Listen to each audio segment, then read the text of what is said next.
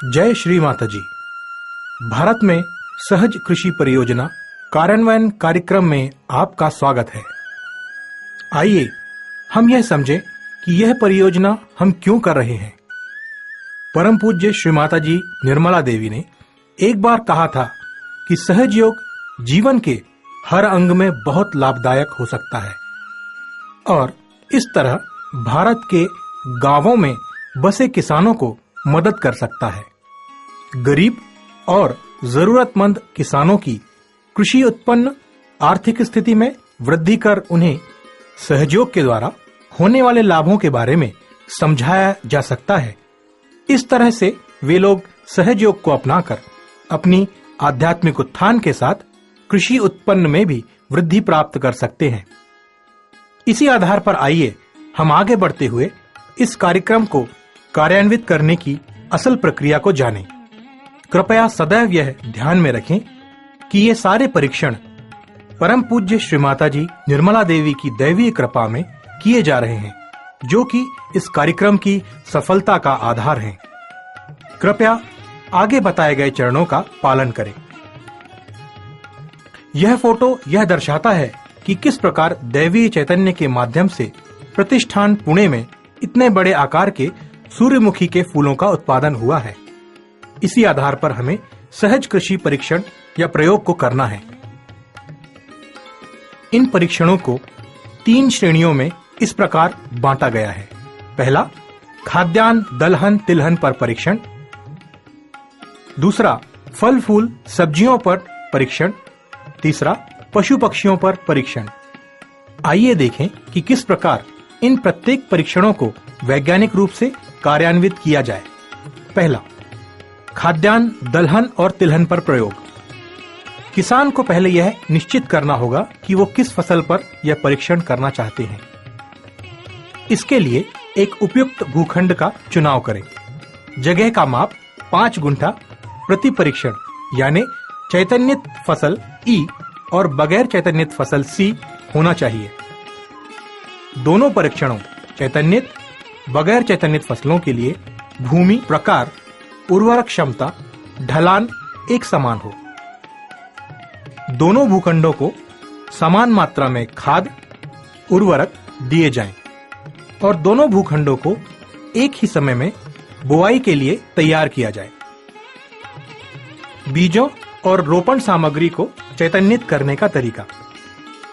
इस प्रयोग के लिए बीज, पानी, खाद, पौधे इत्यादि को चैतन्यित इस प्रकार करें। परम पूज्य श्री माता जी को विराजित करने का स्थान तैयार करें, साफ करें।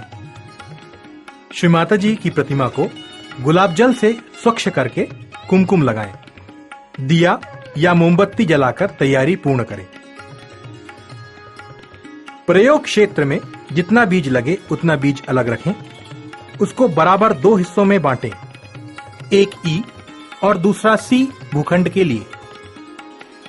उदाहरण, अगर प्रयोग क्षेत्र के लिए 6 किलो बीज चाहिए तो उसे 3 किलो के 2 हिस्सों में बांटें। इसमें से ई प्लॉट के लिए चैतन्यित रखे गए बीजों में से आधा या 1 किलो बीज एक बर्तन में रखें। प्लास्टिक का उपयोग न करें और वह परम पूज्य श्री मां के चरणों में रखें। प्रयोग करने वाले सहजी किसानों के परिवार के सहजी सदस्य या पड़ोस के सहजियों को बुलाकर सब इकट्ठा श्री मां के सामने बैठें। सामूहिकता में कुंडलिनी चढ़ाकर बंधन लें, 3 महामंत्र कहें और श्री मां को हृदयपूर्वक प्रार्थना करें और ध्यान में जाएं। निर्विचार स्थिति आने के बाद सामूहिक प्रार्थना करें।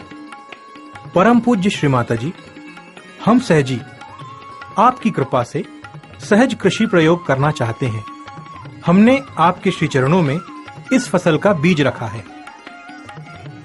मां, हम आपसे पूर्ण हृदय से प्रार्थना करते हैं कि इन बीजों को आपकी प्रेम शक्ति से चैतन्यित करें और यह प्रयोग आपकी इच्छा से पूर्ण होने दें। इसके बाद सामूहिकता में 4 बार श्री गणेश अथर्वशीर्ष कहें और अंत में श्री शाकंभरी साक्षात का मंत्र कहें। इस बीज के बर्तन को रात्र भर श्री मां के चरणों में रहने दीजिए। दूसरे दिन यह चैतन्यित बीज उस हिस्से में मिलाएं जो ई भूखंड के लिए रखा हो। यह बीज फिर ई भूखंड में बोएं। दूसरा हिस्सा सी भूखंड में यानी बगैर चैतन्यित भूखंड में बोएं। बीज अंकुरण की जांच। यह परीक्षण ऐसे किया जाए। मिट्टी के 2 गमले खेत की मिट्टी से भर के तैयार रखें। अगर गमले नहीं मिले तो प्लास्टिक के 2 ट्रे लिए जा सकते हैं। इनमें भी मिट्टी भरें। ई और सी समूहों में से 100-100 बीजों की गिनती कर लें। दोनों गमलों में ई और सी में 100 बीज बोए जाएं और वे मिट्टी से ढके जाएं। बाद में उन पर पानी की हल्की बौछार करें। हर दिन गमलों में पानी देते जाएं। करीब करीब 7-8 दिनों के बाद या फसल के गुणधर्म अनुसार सारे बीज अंकुरित होंगे। पूरे अंकुरित समय के बाद हो सकता है कि 10 दिन के बाद दोनों गमलों में जो पौधे अंकुरित हुए हैं उन सब की गिनती करें और यह निरीक्षण लिख कर रखें। उदाहरण, अगर ई गमले में 100 में से 80 बीज अंकुरित हुए हैं तो उस बीज की अंकुरण क्षमता है 80%। मानसून की शुरुआत होने पर जब स्थिति बोहनी के लिए अनुकूल हो तब दोनों भूखंडों में चैतन्यित और बगैर चैतन्यित बीजों की बुआई एक ही दिन और एक ही तरीके से करें। बीजों को बुआई के 8 दिन पहले चैतन्यित कर लें। अवलोकन। खेत में पूर्ण अंकुरण होने के बाद स्वतः आंखों द्वारा दोनों भूखंडों में अंकुरण की जांच कर लें। नोट: परीक्षण के दौरान किसी भी जांच को रिकॉर्ड करते समय 2 ऐसे व्यक्तियों को साथ में रखें जो सहजयोग ध्यान नहीं करते हैं, ताकि किसी भी तरह की पक्षपात की संभावना ना हो। जिस प्रकार वीडियो में दिखाया गया है उस प्रकार पौधों की ऊंचाई, फैलाव, कनसे आदि की जांच का रिकॉर्ड 30, 60 और 90 दिनों में जांच तालिका में करें। सभी जांचों को रिकॉर्ड करने के लिए ई और सी भूखंडों में कोई भी 10 पौधों का चुनाव करें। उन पौधों पर व्यवस्थित पर्ची लगा दें। इसी बीच आंखों द्वारा फसल पर किसी भी प्रकार के कीड़े या रोग की जांच कर लें। फूलों की खेती। नीचे दी गई जांच रिकॉर्ड करें। पहला, पौधे की लंबाई। दूसरा, प्राथमिक शाखाएं कितनी हैं। तीसरा, पौधे का फैलाव। चौथा, प्रत्येक पौधे पर कितने फूल आए हैं। पांचवा, फूल का व्यास। छठवां, पहली कली कितने दिनों में आई है। सातवां, उत्पादन प्रति प्लॉट किलोग्राम में। अनाज के लिए विकसित होने के बाद यानी बुआई के 90 से 100 दिनों के बाद खड़ी फसल की बालों का माप लें, जैसे वीडियो में दिखाया गया है। पूर्ण विकसित होने के बाद ई और सी दोनों भूखंडों की फसलों को काट लें और बालों को अलग रखें। उसकी गहाई कर लें और दोनों भूखंडों की उत्पन्न का रिकॉर्ड कर लें। प्रति एकड़ और प्रति हेक्टेयर उत्पन्न को गिन लें। ई और सी भूखंड से 100 बीजों को लें और उनका वजन रिकॉर्ड कर लें।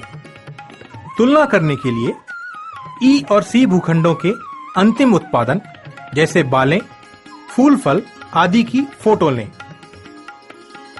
फल फूल सब्जियों पर परीक्षण। अनाज, दलहन और तिलहन में जो सिद्धांत और व्यवहार समझाए गए वही फल फूल सब्जियों के परीक्षण पर भी लागू होते हैं, इसलिए उन्हें यहाँ दोहराया नहीं गया है। अगर कोई किसान अपने पहले से लगे हुए फल उद्यान में यह परीक्षण करना चाहता है तो उसे निम्न बातों का ध्यान रखना होगा। ए, पेड़ समान नस्ल के हों। बी, एक ही वर्ष में लगाए गए हों। सी, पूर्ण बगीचे में समान सत्य क्रियाएं की गई हों। अगर उपरोक्त चीजें समान हों तो किसी भी 14 फलों के पेड़ों को परीक्षण के लिए चयन किया जाए। चयनित पेड़ों की पहचान के लिए उन पर पर्ची लगा दें। इन पेड़ों का सहज प्रयोग हो सके तो चैतन्यित पानी, चैतन्यित खाद, उर्वरक, चैतन्यित कीटनाशक द्वारा किया जाए। सिंचाई के दौरान ई उपचार वाले प्रत्येक पेड़ों की जड़ पर 1 लोटा चैतन्यित पानी डाला जाए। जांच को रिकॉर्ड करते वक्त प्रयोग के दौरान उन सभी बातों का ध्यान रखें जैसा पहले के प्रयोग में बताया गया है। पूर्ण विकसित होने के बाद दोनों ई और सी पौधों के अंतिम फल आकार, व्यास, प्रत्येक फल का वजन ग्राम या किलोग्राम, रंग गहरा या फीका और कुल घुलनशील सत्व TSS का माप लेना होगा।